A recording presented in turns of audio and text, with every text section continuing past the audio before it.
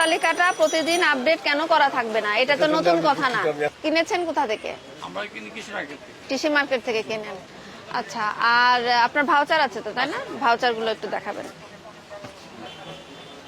এটা আজকে আলু এবং ডাল এই মূল্যগুলো কি একই রকম আছে বলছেন, তাই তো? এক সপ্তাহ ধরে একই রকম রয়েছে। এগুলো কি এমনিতে দামগুলো কি আপডেট করেন রেগুলার?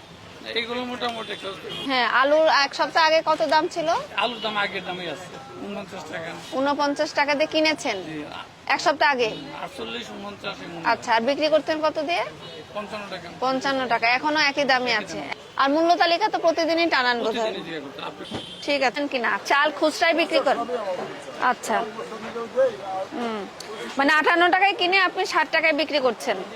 আর মিনিকেট কত এখন? 68 টাকায় কিনে আপনি 72 টাকায় বিক্রি করছেন। রেগুলার কি এই দরটা টানান, মূল্য তালিকা টানান প্রতিদিন? এক সপ্তাহ আগে কত দামে কিনতেন 28 চালটা? এরকমই ছিল দাম? ঠিক আছে। আসসালামু আলাইকুম, ভোক্তা অধিকার সংরক্ষণ অধিদপ্তর থেকে আসছি। মূল্য তালিকা কোথায় এখানে? তো এই মূল্য তালিকা এটা এখানে এইভাবে থাকবে কেন? এই দেখি মূল্য তালিকা, দেখি এদিকে দেখি।